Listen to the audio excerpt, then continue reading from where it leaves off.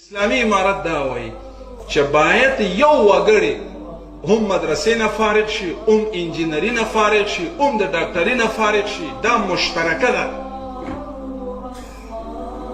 او باید چې د فانتون د کابل نه فارغ محصل ډاکټر، طبیب او انجینر او متخصص دا هغه عالم چې د مدرسې نه فارغي هغې ته د ذلت او د اهانت په نظر دې ونه ګوري.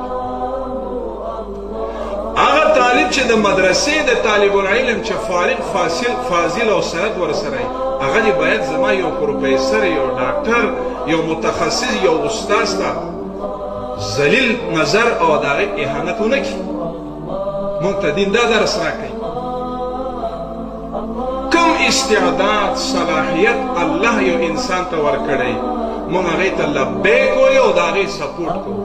عایشه رضی الله عنها زموږ مور ده. خبرې اوږده نه شي. صحابه کرامو سبق د حضرت عایشه رضی الله عنها نه زده کول که نه؟ تاسو جواب راکړئ. تاسو زما په خبره پوهېږئ؟ شکر. ویمه صحابه کرام د عایشې مور رضی الله تعالی عنها شاګردان ول که نه ول؟ نو چې علم نه یې نو شاګردي کوم ځای نه راغلی؟ که د زنانو په تعلیم باندې مسلمانان قایل نه وي نو د عایشه رضی الله تعالی عنها د علمیت او فقاهت نو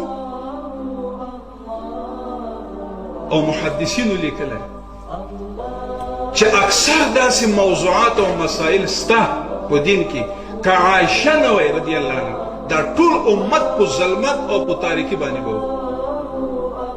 د عمر غونده کې رضی الله تعالی عنه، د علي غونده کې رضی الله تعالی عنه، د عثمان غونده کې رضی الله تعالی عنه هغه د عایشه رضی الله تعالی عنها نه مسائل پوښتنه کوي، تپوس کوي او ما وراء الحجاب جواب ورکوي.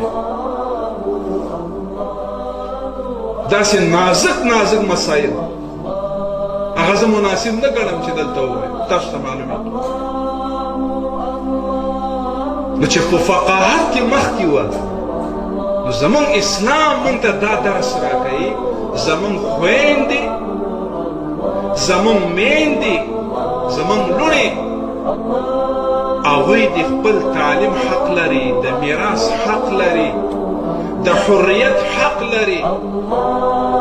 خو چې کوم اسلام شرایط وضع کړی دی